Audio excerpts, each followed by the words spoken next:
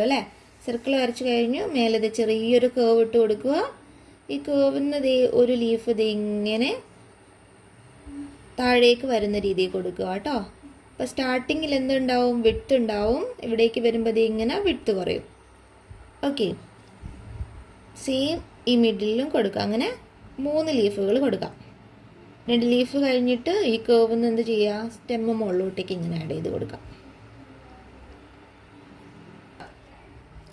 ഈ യെല്ലോയുടെ ടോപ്പിൽ നിന്ന് ലൈറ്റ് ഗ്രീൻ ഇങ്ങനെ വരട്ടെ കേട്ടോ.